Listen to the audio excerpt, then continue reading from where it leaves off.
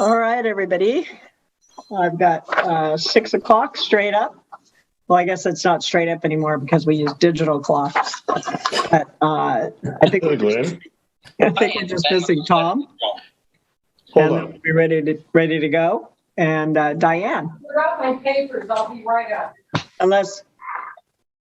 Are you substituting for Diane tonight? I hope not. Just checking. You're always welcome.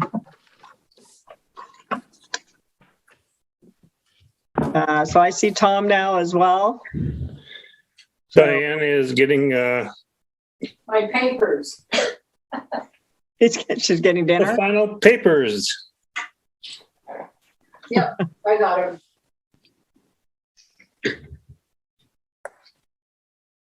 Okay, I'm here. Thank you. It's been nice seeing you.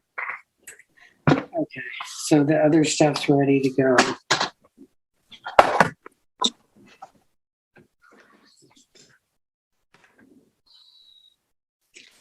Hello.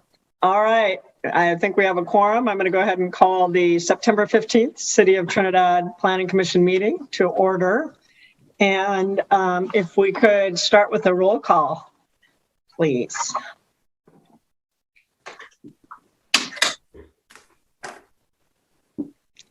Johnson, Commissioner Heikkinen, Present. Commissioner Hopkins, Yep. and Commissioner Stockness. So everyone's All right. here. Everybody's here. Fabulous. All right. So the first order of business tonight is a review of the minutes from the June 28th and July 21st meeting. I'm going to go ahead and start with public comments on the minutes, if there are any. So let me open it up to public comments on the minutes.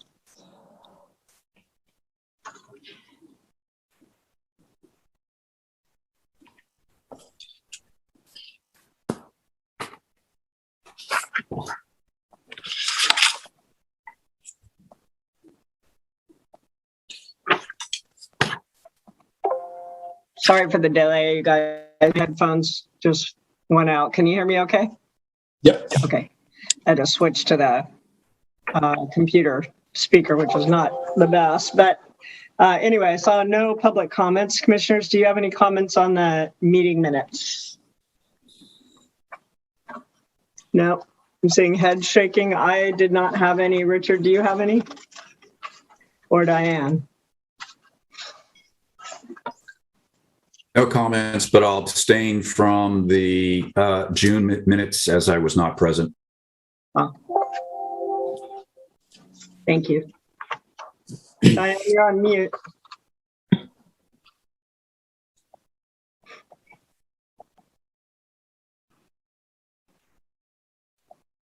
You're still on mute. There you go. No comments. Okay. All right. Then I will go ahead and make a motion to approve the minutes as they stand. Is there a second? Second. I'll second Okay. All right. All those in favor? Aye. Aye. All right. I see unanimous approval of the minutes for those two meetings. So with that, let's go ahead and move on to approval of tonight's agenda. Are there any questions or comments about the agenda for tonight's meeting? It's a pretty short one. Diane? I would just like to finish at 8 o'clock because I'm leaving town and I know someone else is. Maybe it's Trevor. Yeah. Yeah, Trevor's trying to get out of here as well. Out, gone all day. So yeah. 8 o'clock. I'm sometimes overly optimistic about our timeline, but I was thinking that given what I see here, that an hour and a half is probably the most we'll need tonight. Okay, good. Yeah, so I could be wrong. Sometimes things, go in a different direction. So I don't see any recommended changes. Raise your hand if you want to change anything. I think I'm fine with it as is. Okay, I see heads nodding, so I think we're good to go. So with that, though, I will go ahead and open up to items from the floor. This is the time in the meeting where we allow or invite the community to speak for up to 3 minutes on items that are not on tonight's agenda. So please note that pursuant to the Brown Act, we will not, the commissioners are not allowed to discuss those items in detail, other than to just offer a brief comment or question, but we will be able to. Yes, sorry, 1 second. I'm just replying to the city clerk. Yes, I believe we mentioned both June and July minutes. Did everyone understand that I was talking about both? Okay, heads are Yes, nodding. I did. Yes, Yep. it's approval of both. Apologies if I didn't make that clear. And the record just needs to show that I abstained from June, and I think Diane needs to abstain from July. Good catch. Thank you. I didn't catch that Diane was abstaining from July, so thank you for that. Is that right, Diane? Is that what you remember?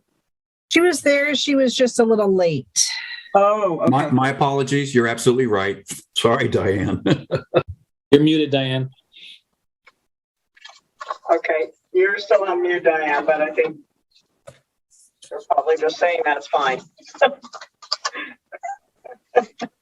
Okay. All right. Let's sorry. Apologies, community. Are there any items from the floor? Are there any members of the community that would like to speak at this time?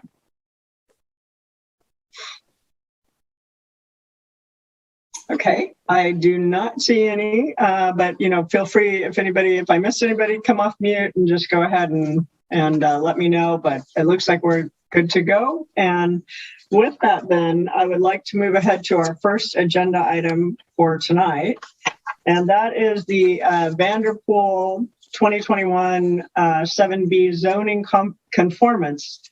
The zoning conformance review to convert the Presbyterian Church building to an art center with community events. The activities would include, but not necessarily be limited to, various classes, yoga, painting, art shows, movie showings, musical performances, and community gatherings. And this building is located at 426 Trinity Street. And I won't read the APN number, but it is in the document. So Trevor, I think what we'll do then is start with the staff report, if we can. Thank you. Yeah, so this is a little bit different because this isn't a permit approval. This is a change from one principally permitted use to another principally permitted use. The uses that are proposed are probably a little bit more intense than, the uses as a church, but under that zoning and use of the church, they could have done any or all of these things. So it's still consistent with the zoning, but there's been enough public and planning commission interest in the project, I think, and questions about it that I thought it was worthwhile to bring it forward. And the other thing is that this is a change in use, and I think it would be worthwhile putting some limitations on it in terms of hours of operation, things like that, to make sure that it does sort of stay within, the zoning and consistent with those allowable uses and not to impact neighbors and things like that. So this is just a confirmation of zoning conformity from the planning commission. And so I think the primary piece of this is the conditions of approval. If there are some concerns about the impacts of the neighborhood, we want to pay special attention to those. So just the property sold recently. The church building is quite old. I was actually surprised at how old it is, maybe even going back to 1919, which is what the assessor record shows. So it could be a historic structure, but nothing, at least nothing external is changing. It would need a professional report to determine if it's actually historically significant, because that's not just about age. It's about, architecture, events, people, things like that occurred there. But no external changes. Interior changes to historic buildings are fine. No exterior changes are proposed at this time. The owners have also submitted an application to change the zoning from the PR, the public and religious, to plan development, which would allow a greater mix of uses. But that's, I've been working with them to get some additional information. I don't know if you guys approved the zone change for Rhineman a few years ago, and that seemed pretty straightforward since, you know, it was really nothing changing except the zoning to make it more conforming. But the Coastal Commission really asked for a lot of analysis in terms of what that site can support. And it does make some sense. We don't want to approve that as PD zoning if it really can't support any of those uses. So that's kind of the idea. So we're working through that, but that's going to take a little bit of time. So in the meantime, the owners have decided to allow the West Haven Center for the Arts to use the building, as well as to host some classes and events themselves that fit within the existing zoning. I do want to get the building inspector into the building to see if the change of use or anything requires any upgrades to the building, and to get an idea of the capacity of the building as well. He was out sick the last couple of weeks, but I believe he will inspect it tomorrow. So there's a condition that, you know, any upgrades he recommends will be required. See. So, like I said, it is consistent with the zoning. Oh, I did send a referral to the health department. They don't have any issues. There is a small kitchen in the building, but there's no cooking facilities. And so they can't, that's one of the stipulations, is they can't cook there without further approval, because that could impact the septic system. And they also have to keep their water use to the design flow for the septic system. So, like I said, no exterior changes. So, you know, setbacks, height, the building already complies with those things, and none of that's changing. There is an issue on the site with parking. Obviously, the site there's no on-site parking, and there never has been.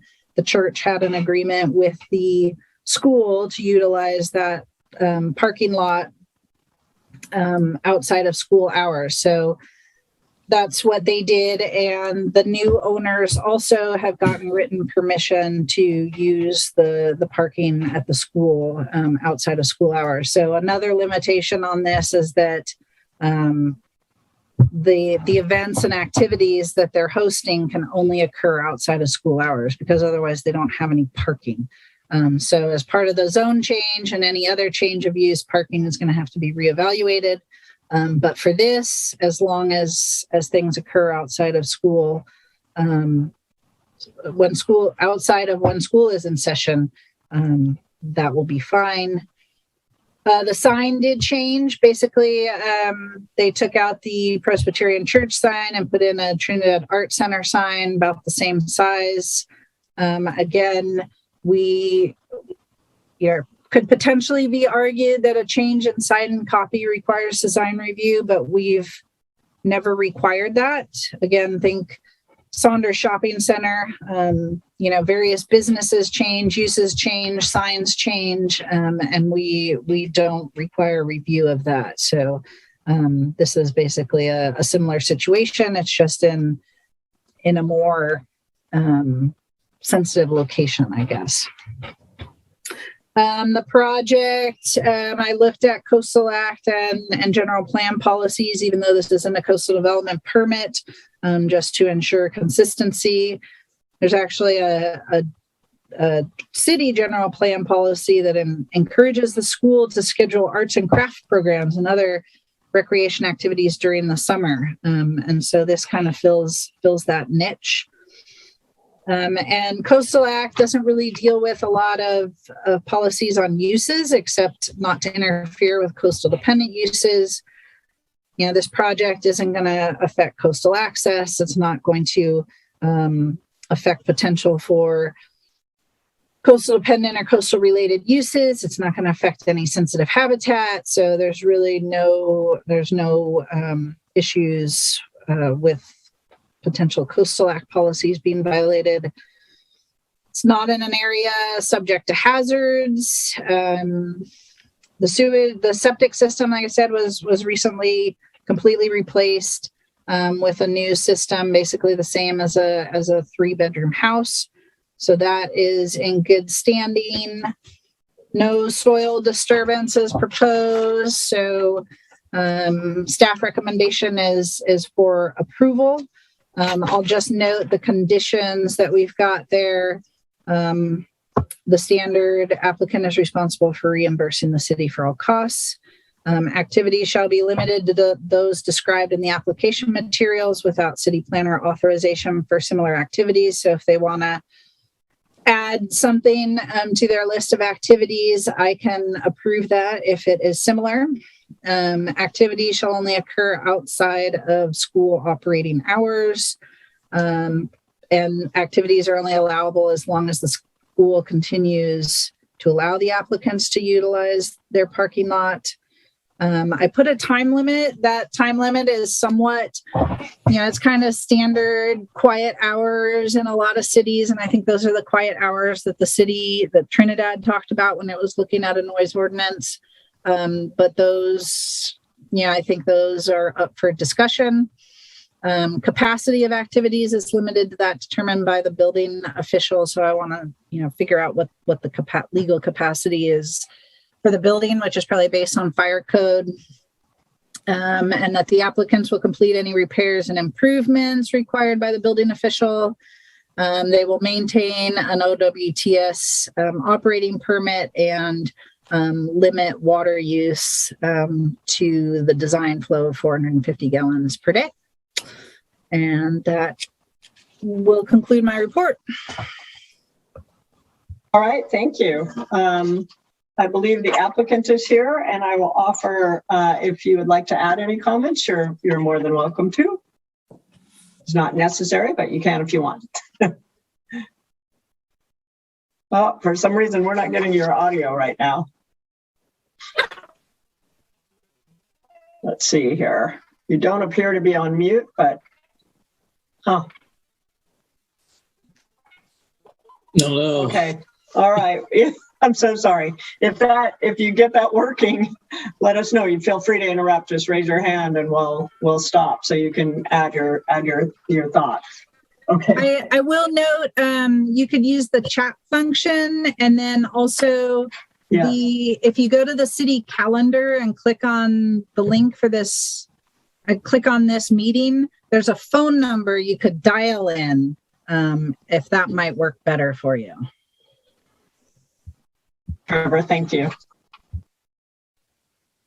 So the chat function on the side will allow you to put in comments and or calling in. We'll be able to at least hear your audio. So I just wanted to ask one really quick clarifying question, Trevor, and then the commissioners. We'll start with the commissioners and we'll open to public comments. But so just to clarify, we are not deciding tonight on any new zoning designations, but rather just approving these uses that the applicant has proposed for the existing building and with the existing zoning designation.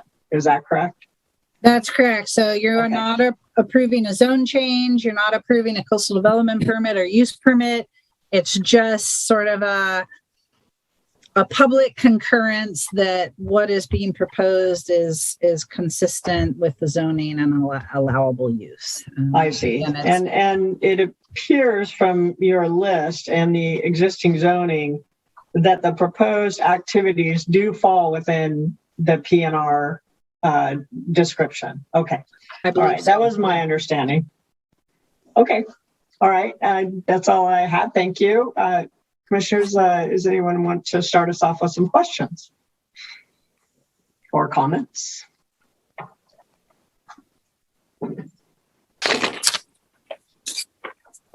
Did I see, Tom, did you have your hand up? Yeah. Okay, go ahead, Um, please. I was curious if the neighbor, Barbara, was on board with everything that you're going to be doing here. I did send out notices to neighbors. We did get one letter of support from a neighbor across the street. Did you get that, Cheryl, I think? Yes. From Patty Patty Fleshner. Fleshner. I have not heard Yeah, anything that's good. from Barbara, but she was sent a notice. Okay. And then is that roof has a bit of a swell to it, or it dips in the center. Is that being addressed at all, or is that something to be concerned about? That would not be an issue that I would be involved in, but that would be something that the building inspector will take a look at. And so if he requires any upgrades as a result of his inspection for health and safety or, what building code compliance, they will need to address that. Great. Thank you. Thank you, Commissioner Hopkins. Any other comments or questions? I had just a couple. Let me find one. Trevor, you mentioned a condition of no food. I did not see that listed in the conditions of approval, unless I missed it, that there would be no cooking. I know it's kind of implied without a kitchen, but that's... and then I have another question. Town hall, are the quiet hours for town hall for using that facility, are those also 10 to 7 right now? Does anybody know? They are. They are, okay. You have to, like, the event has to be over by 10, but there's still cleanup and stuff Sure. that goes on, I think, till 11. Okay. And I had a question regarding, I appreciate the agreement with the school being here. But as a parent with a school-aged kid, there are events that happen outside of school hours, back to school night, carnivals, things like that, pre-COVID. And we would love to get back to that at some point. And I don't know if that's within our purview to require kind of a hierarchical structure that the school gets precedent over, since it's their parking lot. I don't know if that's implied or if we can add that in. But I would hate to, that's kind of the only overflow parking lot in town that gets used and abused. And of course, parking is a sentinel issue in our community for obvious reasons. So I don't know, Trevor, what your thoughts on that are, if that's something we could add in or... Yeah, those are both good issues. And yes, I meant to add a condition about cooking and it did not make it in there. So we could add that to condition 8, or it could be a separate condition, but that has to do with the OWTS requirements. So I could just add that to the end. Average water use on an annual basis is limited to the design flow. There shall be no cooking without prior authorization from the city and Division of Environmental Health. So we can add that to that condition. Good catch. The parking, and yeah, that's a good issue. I think we could condition it. Yeah, I don't know if we can put a condition on somebody else's, Yeah, no, I think we can, because since they are relying on the school for parking, we could add something to condition number 3. Activities will only occur outside of school operating hours and special events. And specialized school events. I just, assuming someday we get to return to basketball and all those types of things, I want to make sure that has priority for folks to be able to park. Yeah, and there might be small things, basketball practice probably wouldn't matter, but a basketball right. A lot fills up. So, I'll add some language about the applicant coordinating with the school to avoid school events. And then finally, a member of the community did reach out to me, and I spoke with them just kind of about this. And their primary concern is that the uses that are being proposed are not in accordance with the current zoning. And from your professional opinion, Trevor, they are? within, I Yeah, mean, looking through your list here and looking through the municipal code, they do kind of, to me, seem to be in alignment with allowable uses, even though it's been a church, like you said, and like I said, if you go into the municipal code, it kind of seems like they fit with that. Is that?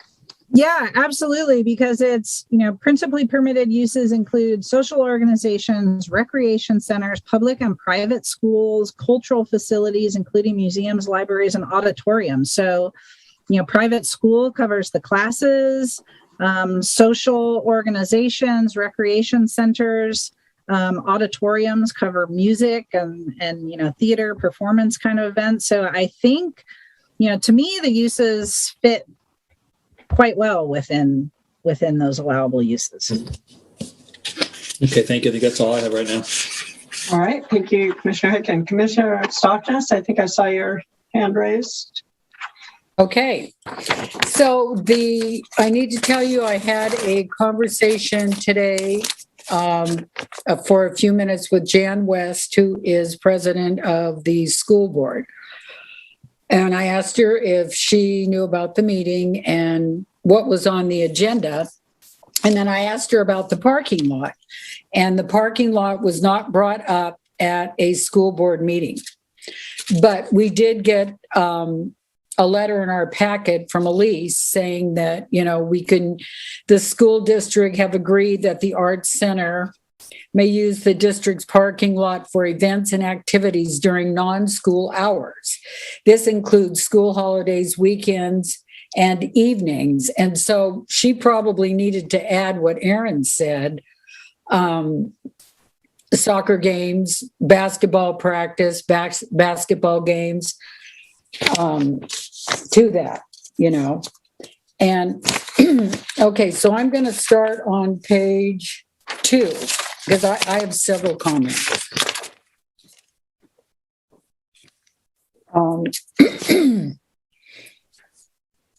So they need a license, right, Trevor, to operate? You need a business license, yes. So they put up a sign like they have the art center,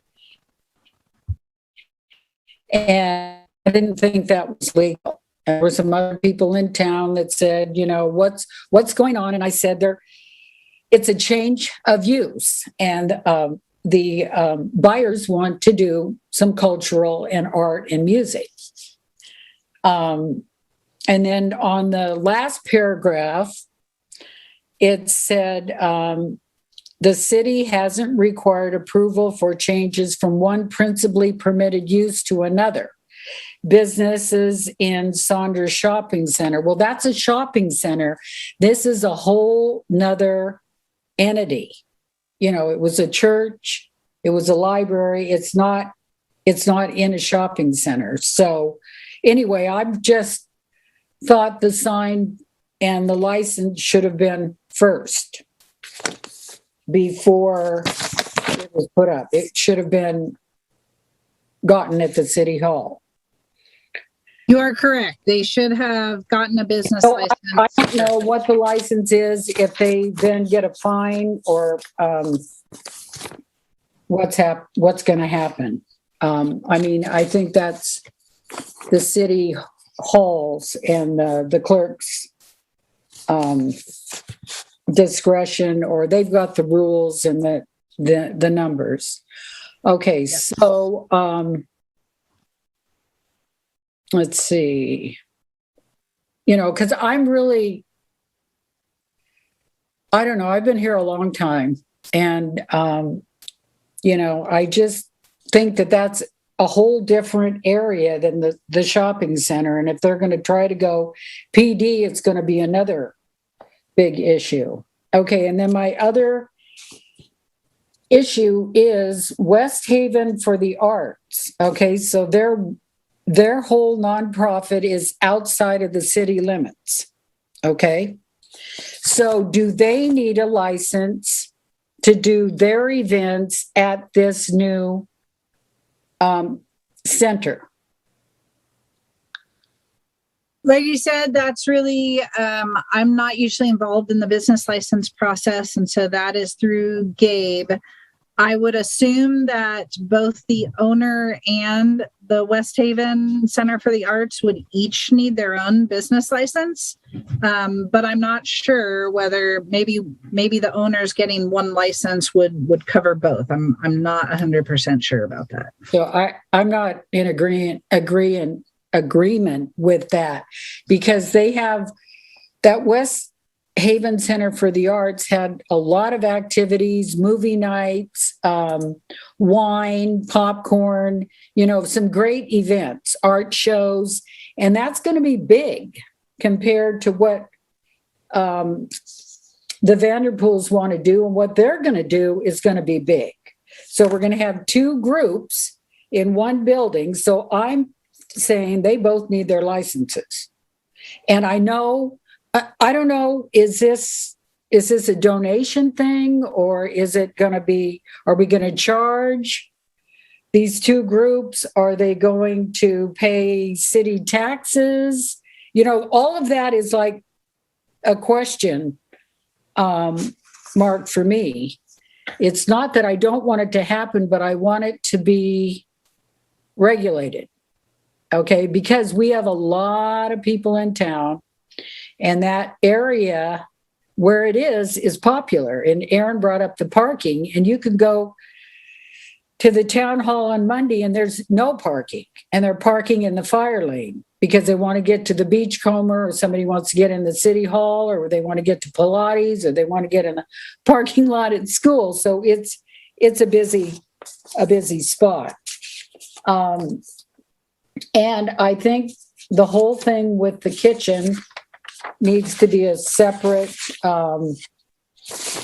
condition, because there is a kitchen in there, and there's no stove, but a microwave, a nice sink, a nice bathroom. The building's great for what the Vanderpools want to do. I just don't want to get complicated, because the West Haven Center for the Arts has their board, their ideas, and then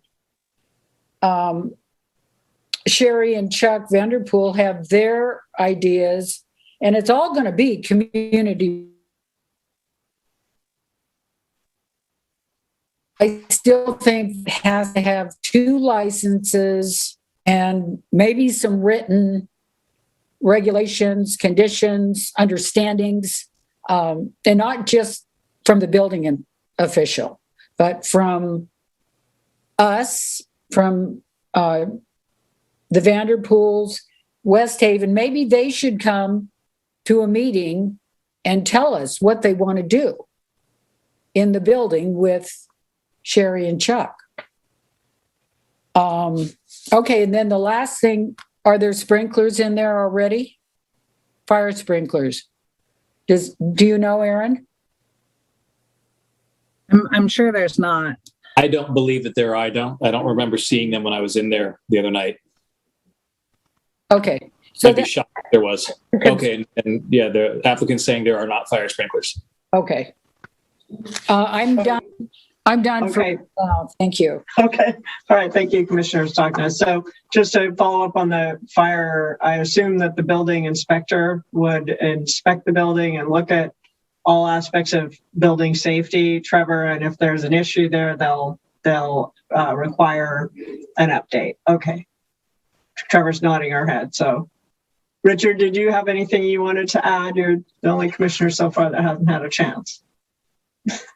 Yes, I did have a couple of things. Fundamentally, I like the idea of this project. I am somewhat surprised that we're even trying to look at this point, because it will have to come back to us for a zoning change. So I'm not sure what impact we're having on the whole project, but nevertheless. I am, as Diane has indicated, I'm a little concerned about the parking too. And it's been clarified somewhat through obviously some discussions that have happened outside of this meeting. And of course, the first thing I thought of was trying to understand what would happen at night for basketball and volleyball and whatever other sports that hopefully we'll get back to having it in the evening, and how that gets deconflicted with the school. And the other thing, of course, that comes to mind is that there are various festivals, Fish Festival, Trinidad Clam Beach Run, other activities that occur during the year that also would impact parking as well. So, and I can't say, or I don't think we can dictate the right way to do it. I think that we go somewhat in the right direction with the letter from the school board, from the principal. But in my mind, I think I would suggest a little bit more of a memorandum of understanding between the school and the property owners, only in the sense that the devil's in the details. And the last thing we want is for people to be upset because we weren't able to deconflict something that hadn't been thought of in light of the letter that we currently have. Now, it's broad, I understand that, but I just feel like my gut feel is that we need something just a little bit stronger. I'm not sure that we can make that a condition of approval, but that is would be my primary concern. The other thing that was a little concerning to me was the OWTS requirement. I understand the 450 gallons per day. Clearly, that's based on the size of the system. What isn't clear, though, is if this is for all water use in the building, or is this just for water that goes into the septic system? And then the second part of that is, how do we confirm if it is only the septic system water use? How do we discriminate between general water use and septic system water use? And then the third part of that is that it says it's going to be annual water use is on average water use should be on an annual basis. And I don't understand how we do that if we're going to allow this project to move forward now. We have no indication of what the water use currently is. It sounds like we would have to wait a year to get information before we could say that they either met the requirement or not. Now, I realize it's in the details, but I do think that it, especially in light of the fact that there are going to be activities which will have, let's say, 40 or 50 people. I think that was even suggested by the new owner. So 40 or 50 people, and we always know that there's always a controversy between dose rate into a system, the septic system, versus annual rate. So I would be concerned about how we handle the flow rate for not only the septic system but the entire water for the property.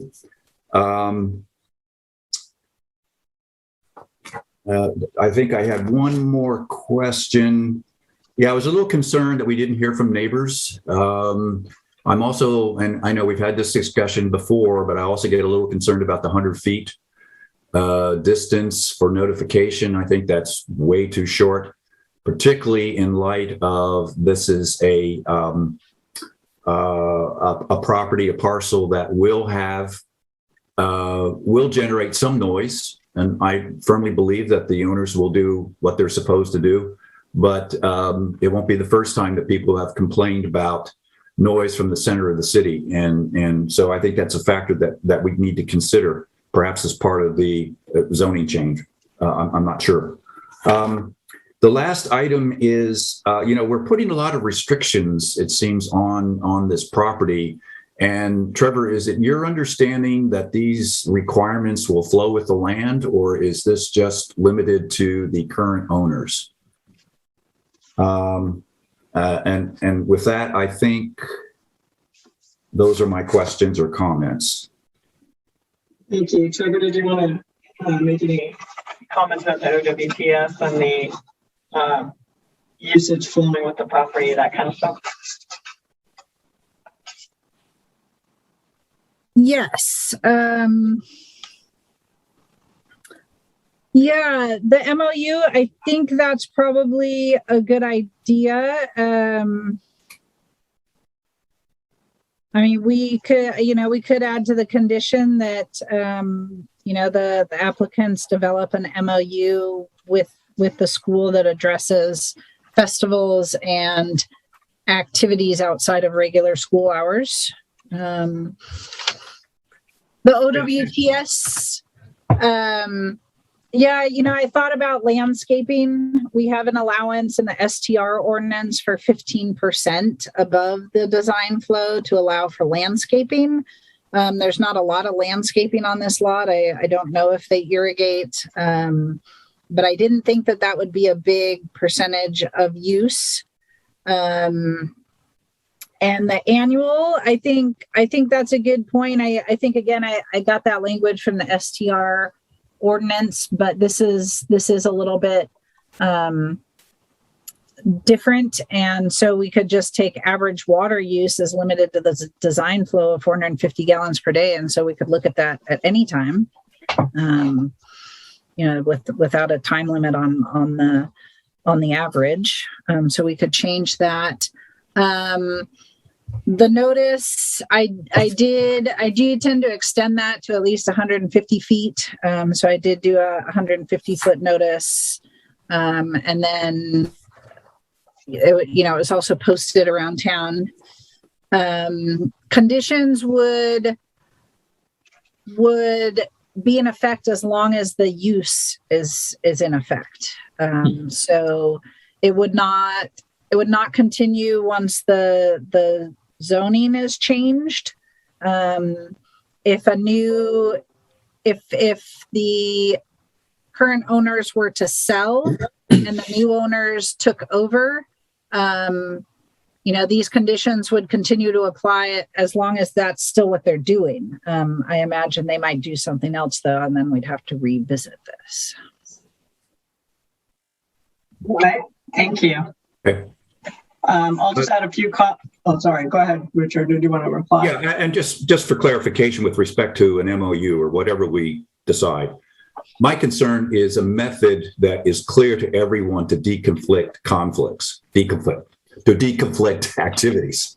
That's what my concern is. And if the property owner and the school can reach some sort of a process or agreement on this is what takes priority, this is how we're going to deconflict conflicts. That's my main concern. That's all. Thank you. Yeah, I would echo that, Richard, and Commissioner Stockness's concern and yours about parking, and Commissioner Heikkinen. So I understand. Overall, I'm very positive about this project. I would be excited to have another opportunity for small events, and some of these classes I think probably won't attract large numbers, but will be quality, art classes, yoga, things like that. Or it would be nice not to have to drive to Arcana and Eureka for those services, decrease our carbon footprint and have, more of a sense of community. And hopefully when we are done with the pandemic, we'll be able to do more of that kind of thing. And I also would hope and assume that perhaps the acoustics in this building are maybe better than the ones in the city hall for some of the music performances. And so that could be quite nice. I don't know if that's true. It would be nice if it was. So overall, but I do agree with, at least an informal MOU or discussion with the school just to make sure that, prioritization of use is firmly with some of the larger, at least, school activities. But I assume that a lot of that will get worked out over time. I too, like Commissioner Johnson, was at first looking at it and wondering if this was a planning commission decision, because it's not a rezoning. It's really a usage that falls within the purview of the PNR zone. So I don't have any strong objections to it at all. So that's kind of what I'm thinking at the moment. So let me open up to any public comments. I don't think we have any members of the public on in the meeting at the moment, other than the applicant. So So with that, I see no public comment, so I'll bring it back to the commission. Is there anyone who would like to make a motion? Oh, Commissioner Stockness.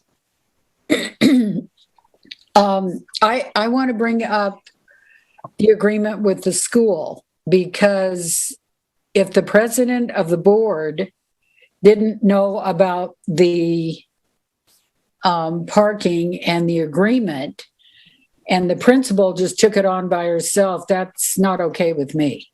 This needs to be brought to the school board so they have the knowledge. So if there is if the parents need to know something, they have that knowledge. So anyway, I just think that the more details between the school and the applicant, but it needs to be addressed by the school board also, not just the principal. So one option would be to, maybe I'll take a stab at a motion. So, which would be based on the information submitted in the application, including in the staff report and public testimony, I find that the proposed activities are consistent with the zoning and other applicable regulations as submitted and conditioned herein, with the caveat that condition number 3, that the applicant will work with the school board and will negotiate a written MOU in terms of parking usage, let's see, was there another one? Oh, that the kitchen will not be used for cooking unless some agreement is reached with the Department of Health. And I think that was it for the conditions. And so with that, I would make a motion to approve the project with those conditional changes. Does that make sense, you guys? And any comments? I would comment, I mean, I think you make a good point that we're not approving a permit. Right. This is, I mean,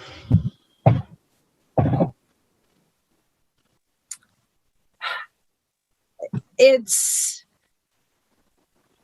the uses are currently allowed. I mean, the church could hold special events whenever they wanted without approval, and they did sometimes, from my understanding, and that has changed over the years.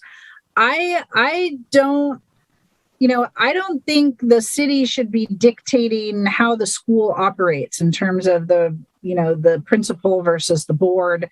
If the principal gives that permission, that's good enough for me.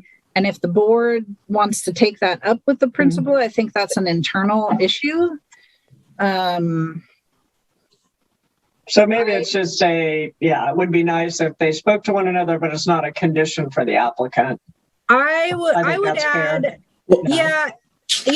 I think it would be fine to add to condition 3 to the end of that sentence, and shall coordinate with the school regarding school events outside of regular hours. Right. Because it might be a small school event outside of regular hours and a small class that they really wouldn't conflict. So, as long as they work that out, that's fine. And then, adding to number 8, the no cooking without city and DEH approval.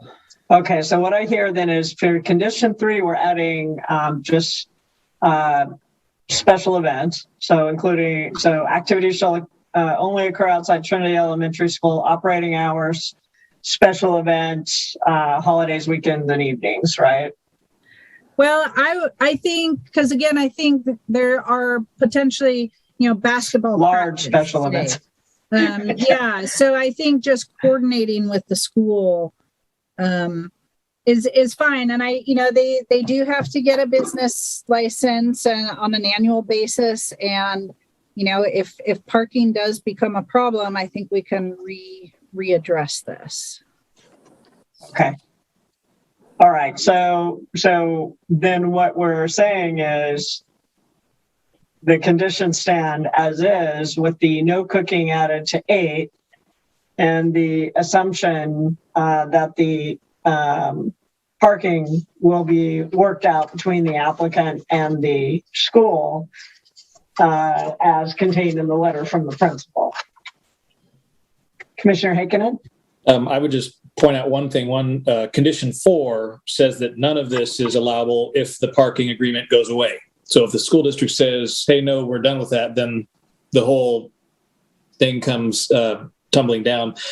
And Yeah. I guess to Richard's point, and other folks have mentioned it, I guess, to be honest, I'm unclear what exactly it is I'm being asked to vote on. This is, I don't think that this really, in my opinion, unless I'm missing something, requires any action from us. And do we have any standing to impose any of these conditions as they are because of our existing uses that are permitted under the zoning and the parking requirements that were grandfathered in when I don't know. I'm unclear what I'm being asked to vote on, to be perfectly frank. That's a fair point, Commissioner Heikkinen, and I think that was kind of what we were probing a bit earlier. So, is there even action required?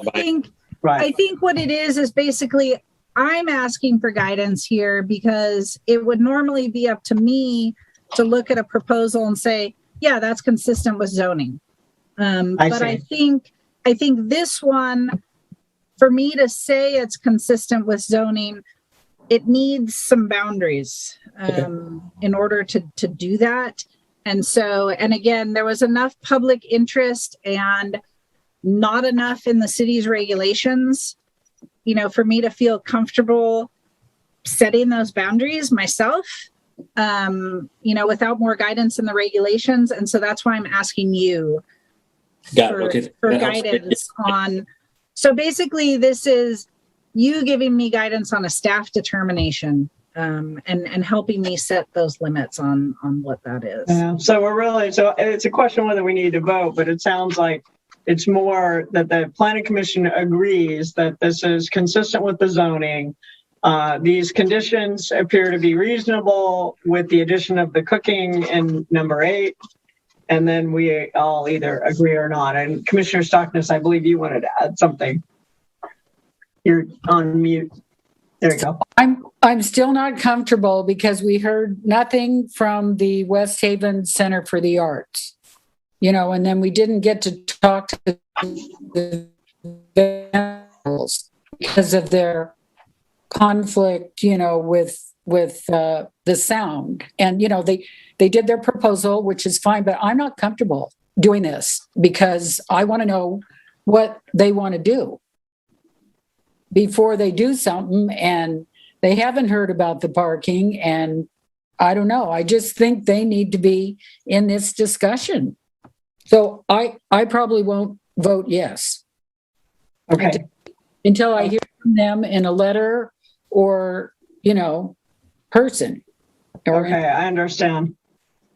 Commissioner Johnson, did you want to add something? And then I'm probably going to go ahead and call a vote.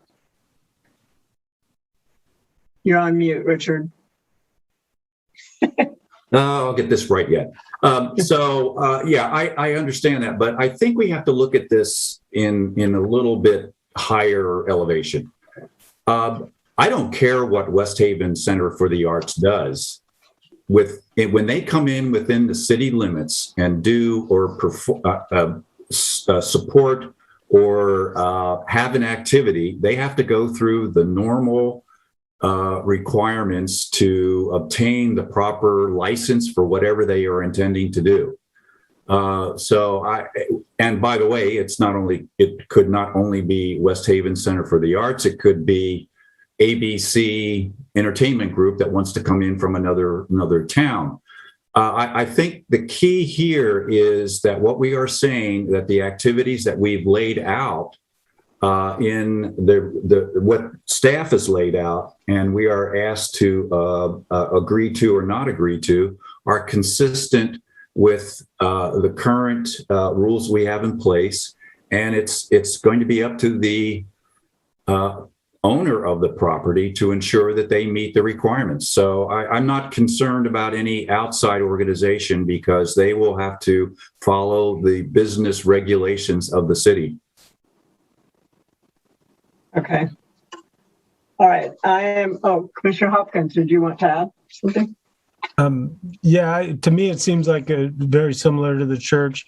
I'm glad that the building inspector is going to get in there from the city perspective, and I'll second your motion.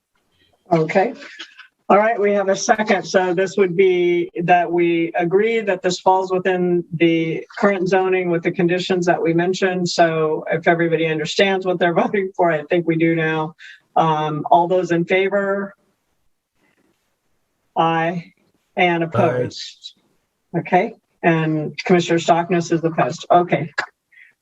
So with that, this project passes as consistent with the zoning, and I wish the Vanderpools much success with their new endeavor. Thank you very much. All right, folks, we are going to switch now. This is going to hurt your head. This is a big switch. We're going to ADUs now, accessory dwelling units. Simple stuff. Go from right brain to left brain real quick here. I'm just kidding. A little levity as we shift gears here. Okay, so Trevor, I think everybody's okay because it's been only about an hour, so I won't call for a break. But Trevor, are you ready for your staff report? Sure. So it wasn't the last meeting, but the meeting before, I guess the June meeting, July meeting, we looked at the standards for ADUs, so height, size, those sorts of things. And so we got through those. So that's basically, we had gotten through JADUs, we had gotten through the procedures, we had gotten through the standards. So now I put everything together into an ordinance. Those were all the various pieces of the previous ordinance. But I did add a couple of things. So I went and looked at the County of Mendocino's new ADU regulations that have been submitted to the Coastal Commission. So there have been Coastal Commission staff feedback on that ordinance, though it has not yet gone to hearing before the Coastal Commission. But based on that ordinance and the comments from the Coastal Commission, I stole a few things. I created a new permit type called a ministerial CDP because ADUs are considered development by the Coastal Commission, yet the state housing law requires them to be approved ministerially, which means that there's no discretionary hearing. There is public notice. The public can appeal ADU permits to the Coastal Commission, not to the city, within the Coastal Commission appeal area. So that is not even though the city is entirely in the coastal zone, except for a tiny little corner up in the northeast. Not the entire city is appealable to the Coastal Commission. So I added this new type of permit following that model. The other thing I added was the cap. So Mendocino used a cap on second units to minimize the impacts on coastal resources, which is what the Coastal Commission will be looking at from us. And I did talk to Coastal Commission staff, and that seemed to be, kind of an acceptable solution. So I basically put all the ordinance together. It's going to continue needing some tweaking and massaging, but I think it is to a point where I can get it now to the Coastal Commission and HCD. That's the Department of Housing and Community Development. HCD gets to approve ADU ordinances, and the Coastal Commission gets to approve ADU ordinance, and sometimes their interests are a bit at odds. So I would like to just hand this off to them, and they can battle it out and see what they have to say. So once you guys are satisfied with it, that will be the next step in the process. I at the last meeting, Richard had mentioned having sort of a decision tree matrix, and I don't want to spend too much time on that until we get the ordinance more finalized, but I did provide a little bit of some bullet points here to try and help you understand the different permits and the different processes. So there's just a regular ministerial ADU permit. And that would be used for JADUs, which are not considered development under the Coastal Act, unless they require changes to the septic system that go beyond repair and maintenance. So for JADUs that do not require septic improvements, they would just get a regular old ministerial ADU permit. For ADUs and for JADUs that do require septic upgrades, because septic upgrades require coastal development permits unless they're just repair and maintenance, that would be a ministerial CDP. So those are basically two new permits that this ordinance is creating. And so the ministerial CDP would be for ADUs that meet all those development standards that we talked about at the last meeting. And then there are certain development standards that you can deviate from, say size, for example.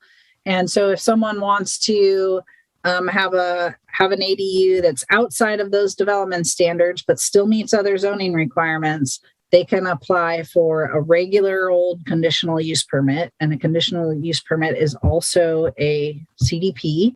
So that would cover the CDP. And then if an ADU requires a CDP and it's also new construction, then that would also be design review. And then building permits obviously required for everything. So takes a little bit of time to wrap your head around. But that's sort of the outline of what we're looking at with this. It sounds like, to some degree, if they're just converting an existing building, no change to the building, no additions, then it's more ministerial, but everything requires a building permit. So if it's any change to the new construction, it modifies something, then there could be a design review triggered and a trip to the planning commission. Is that correct? Mostly, but new construction that meets those standards, which there's a height limit and a size limit, would not require design review. And that's okay. I think I've mentioned before that I think private view protection is going to be the biggest issue with this ordinance with the public, because the HCD is not going to allow that. That is not consistent with state housing law. And the Coastal Act does not override that because the Coastal Act does not protect private views. So I think we're really stuck with that. And that there is going to be some new construction that we have to allow ministerially.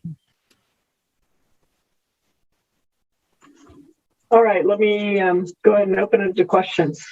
Any questions or comments?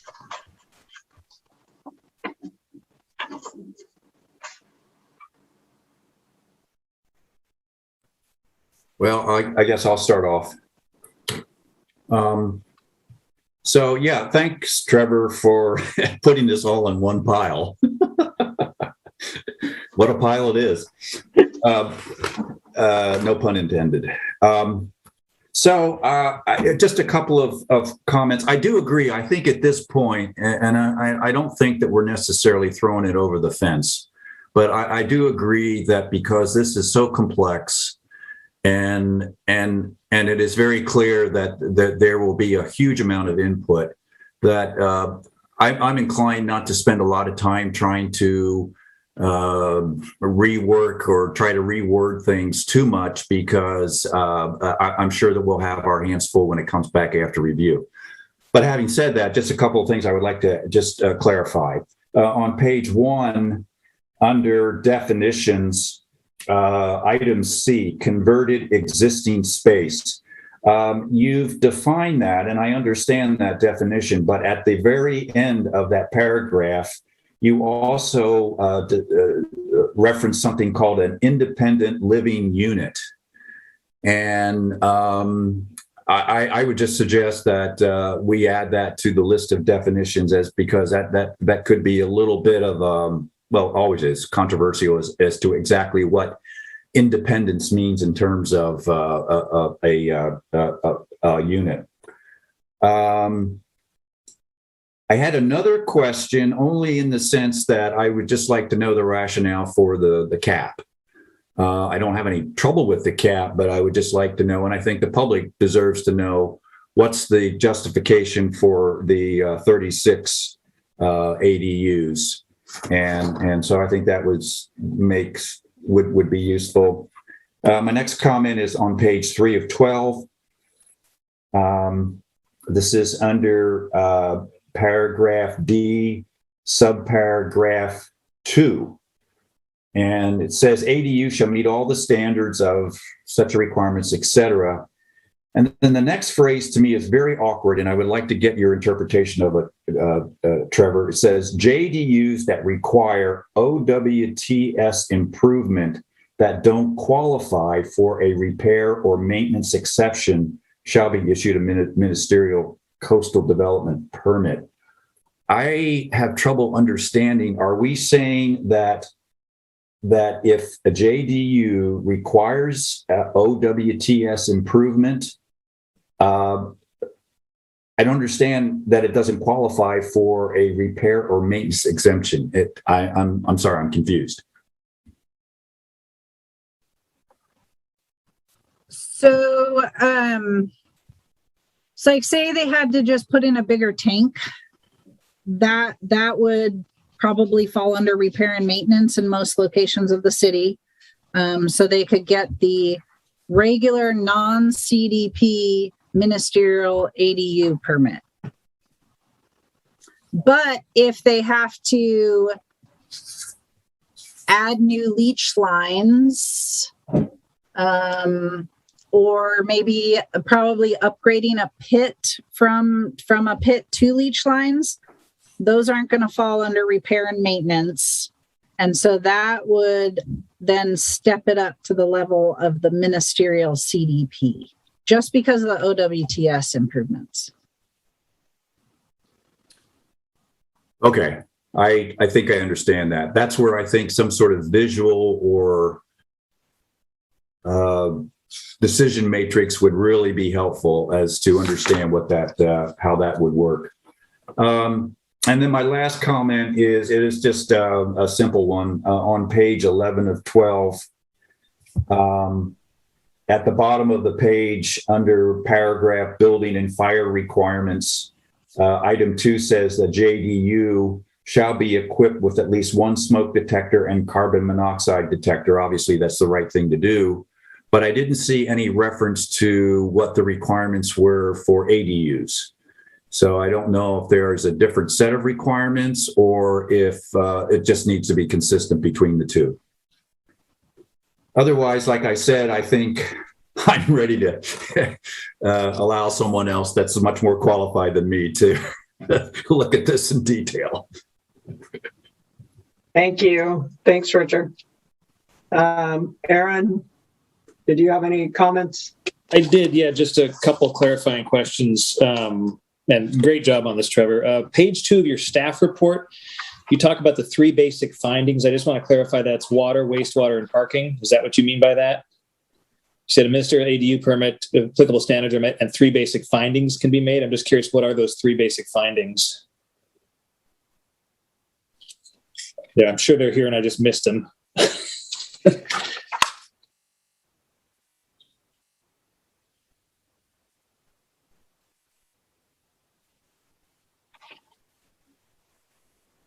Yeah, and I think there is some organization issues. I did have some questions. Some sections maybe seem like they could go here or there, and this might be one of those. So this is under, it starts on page 4, and the 3 findings are at the top of page 5. So this is the process There for we go. Okay. issuing the permit procedures. And so those are the findings that I have to make Perfect. when I issue a ministerial ADU permit, whether it's a CDP or not. All right. Perfect. Thank you. The other ones are relatively minor. Page 8, the section E, the setbacks. So just so I'm clear, it's very clear in the height one. But so an existing building, we've got all the alleyways, and some already exist. Those are fine to be converted into an ADU by somebody, right? If they're within existing setbacks. Okay.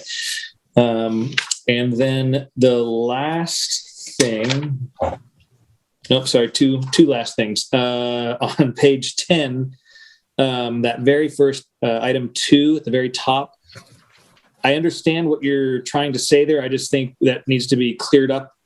It's just a little convoluted. It's not to be used as short-term rented for more than 30 days. And then it's a little awkward. I don't know. I don't have any suggestions how to make it less awkward necessarily. And then my last question was on page 12, we mentioned a deed restriction for the JADUs. Would something like that need to also be in place for the ADUs? I didn't see that when I spun through that section, kind of, or is that implied? That's a good question. That came out of the state's JADU standards, but it's not in the ADU standards. I don't know what the reasoning is, so that's just following the state rules, but I think that's a good question. And maybe we'll hear something back on that. Okay, that's all I've got. Thanks. Thank you. Any other comments or questions? Commissioner Stockness? So, Trevor, when somebody wants to put in an ADU, would the neighbors be notified? Not for a non-CDP permit. For a CDP permit, yes, the neighbors are notified, but the permit would not be appealable to the city. It would only be appealable to the Coastal Commission and within the Coastal Commission's appealable jurisdiction. So say up on Berry Road, most of Berry Road is not in the Coastal Commission's appeal jurisdiction. So it's a strange situation. I would send out notices to neighbors, and if they object, there's nothing we can do. There's no recourse. But there's no state law. No view protection for the neighbors either. Yeah, so this is a little odd, and I know we need housing, but I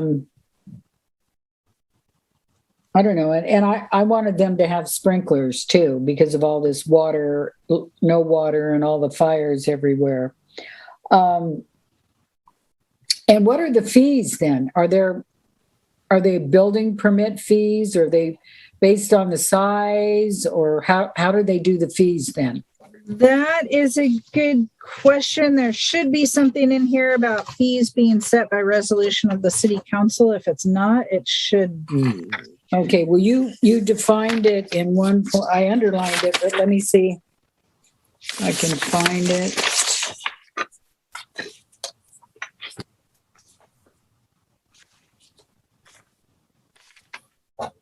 Okay, I think it's on page 12. 12. Okay, so the city council issues a permit. So are they going to read the application, the city council? Or are you going to do that ministerially, and the building inspector and the city clerk? Well, the council will review and approve this ordinance, Okay. but then they will not review the ADU permits. So they'll set a fee when they read the ordinance. Is that what'll happen? And they can change it from time to time by resolution rather than amending the ordinance. But it really should be Yeah, that's one of these questions of where some of these sections go in the ordinance, because that's from, again, the state standards, that last section under JADUs. But really, all fees should be set by the city council, and that should probably be up with the permit procedures. Okay, well, good job on the definitions. And I've always liked bullet points because it gets right to the issue. Thank you, Trevor. Mr. Hopkins, do you have anything you want to add? I was impressed with how the state put this all together from a code point of view, so I'm not too worried there. And then, as I understand it, if there is a view violation, that will go to the Coastal Commission, and that's where that could be discussed, correct? And yeah, so the Coastal Act does protect public views. So if someone wanted to argue that, a view from Edward Street is going to be blocked, or something like that, then they could appeal it to the Coastal Commission based on that, yes. But if their own personal view is going to be impacted, no, they couldn't. The Coastal Commission would not accept an appeal. I see. Yeah, it's an interesting one. Thank you. This looks good. But yeah, at first I was worried about the not being able to appeal it to anybody, and but there's not much you can really do, and it's an interesting one. Anyway, thank you. Yeah, it's different. Commissioner Johnson? Yeah,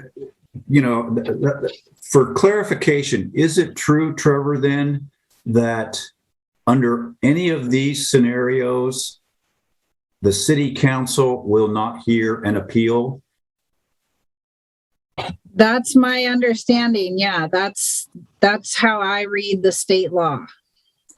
I'm just looking forward to the process of selling this to the public. And I think that's a very important point that needs to be brought up when the city council reviews this ordinance. Yeah. Yeah, I think, yes, you're correct. And I did want to address your question, Richard, where the 36 came from. That's just the starting point, but it came from the water demand assessment. The water demand assessment assumed a build out of 36 ADUs. So that was what I started with. Just real quick, to the viewpoint quickly, that's going to partially be governed by the 16-foot limit, right? Yes. I mean, that's designed to kind of hopefully mitigate and avoid some of that. So we'll see, right? That's correct. Yes. Now there is, I think if you're adding on to an existing structure, you can be as tall as the existing structure. That might be something maybe we could change that and see what HCD says about that. Because, expanding a house out, could also impact people's views, certainly. But wouldn't that come to us anyway, though? Just like a remodel on a home? Or if somebody says I'm doing an ADU, then it goes down a different pathway. Not if you're doing an attached ADU. That I never planned to rent. That's what I was asking before. Cheryl brought that up, and I think that's a really good, and that, I think we need to, there's the deed restriction for JADUs. I think we need to include something for ADUs that, whether it's 5 years, 10, or if it is ever converted back to a single family residence, it requires design review. I mean, it's already constructed. What do you do? But yes, I think, or that there's a minimum amount of time that it has to stay an ADU, 10 years, something like that. Because I think that is a real possibility that someone says, hey, I'm building an ADU. I'm just going to add on without design review. And then, oh no, I'm just going to make it part of my house. So we need to have a check for that. Yeah, that was my concern. Is that going to be used as essentially an extension to the house? Commissioner Hopkins, I think I saw your hand up, and then Commissioner Stockness. Oh, I agree. The whole purpose is to create housing. And so for 10 years, I would say it's unlimited. Like, that's the way it is. If you're going to do that, then it's a rental forever in Trinidad. Yeah, that's my 2 cents. Thanks. Commissioner Stockness? So the state has mandated that they can do what they want and their views aren't an issue. Is that where it's coming from, the state? Yeah, that's where it's coming from. You know, I'm planning on, you know, making the case to HCD that we have, you know, since the 70s, we have this long-standing protection for private views, and that if they well, we'll see what they say. If they have any you know, if they have any if they're willing to give at all, because I think that the risk for them is that the city's not going to adopt an ADU ordinance if we can't, you know, somehow protect private views still. It seems like our position as an LCP should protect us to some degree, even from the state, right? From the state regulations, Trevor? It does, but so when we redo our LCP, which we desperately need to revise our regulations, the Coastal Commission, the private view protection is not going to be part of the LCP. The Coastal Commission is not going to certify that. So they did in this one because it was the first in the state to be certified, and we were a guinea pig, and it was an experiment. And then they realized, so what happens now, for example, is if someone were to appeal a project in Trinidad, like say, some of you might remember the Marshall residence in front of the fourplex. And Mike Reinman appealed that, and I believe that the appeal was based on views, but he appealed it based on geologic and some other concerns. And so the Coastal Commission did take that appeal based on the geologic issues. But if he had appealed that because it was going to impact the views from his fourplex, the Coastal Commission would have rejected that appeal. Okay, thank you. Interesting. All right, I think we've had all the comments. There's no public in attendance at this time, so I think I'm going to go ahead and move on unless somebody has something else they want to add. Okay. All right, so wow, what do we do now? We have already gone through everything but the commissioner's report. Sorry. So at this point, if there are any reports from standing committees, if the commissioners would like, okay, I think we're going to pass on that. So Trevor, it's back to you. Oh, sorry, Commissioner Johnson. I'd just like to point out, I just realized that there are a number of comments from the Vanderpools on the chat that address some of the issues that we've been talking about. So I appreciate the fact that they did provide additional information regarding West Haven Center of the Arts and other things about the construction of the windows, et cetera, for a good acoustic. So I first I saw it, so I just want to make sure that that got entered into the record somehow. Thank you, Richard. I didn't see this first one. So let's see. West Haven Center is a nonprofit, wouldn't need a license as they operate with donations. But if someone did yoga, et cetera, they would need a license. There aren't fire sprinklers. And then the church, windows are double paned. So that's good for noise control or acoustics. Okay, so Trevor, we're back to you with staff report.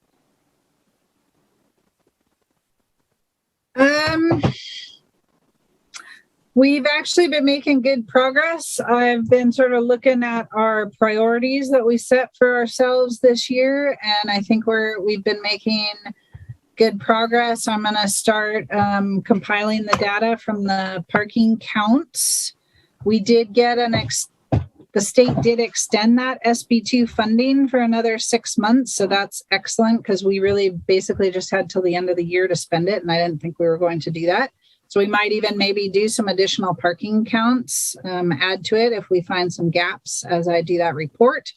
Again, I've been working on, I've got most of my responses to the Coastal Commission on the general plan done, and I'm working with our GIS person on new figures, new city limits, new planning area. City limits has been kind of interesting.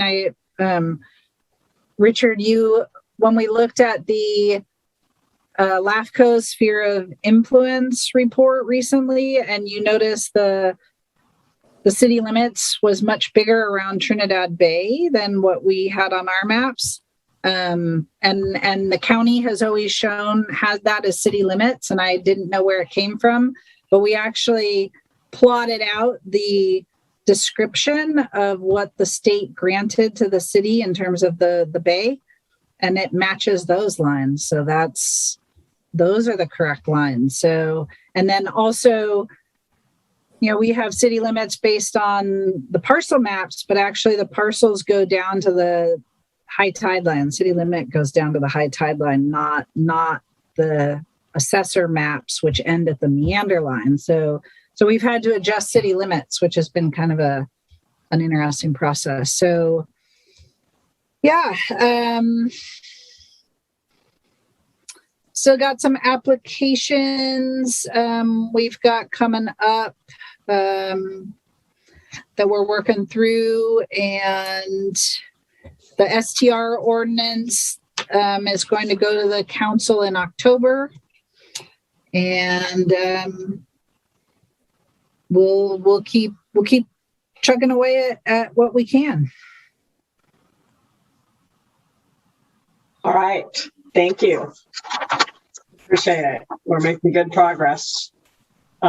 Future agenda items. Just a side note, I went out for a run this morning, and one of our constituents stopped me and asked me what the siren was this morning. And I said, well, I don't think it was a tsunami siren because that's not working. Did anybody hear a siren this morning? Yeah, it was a medical aid at Chevron. It was what? There was a medical aid at the Chevron this morning. Oh, okay. All right. That's what she heard. Thank you. Yeah. Mm-hmm. I thought you might know, Aaron. I should have stopped and asked you. We passed your house. Right? Yeah. Okay. Any, Commissioner Johnson?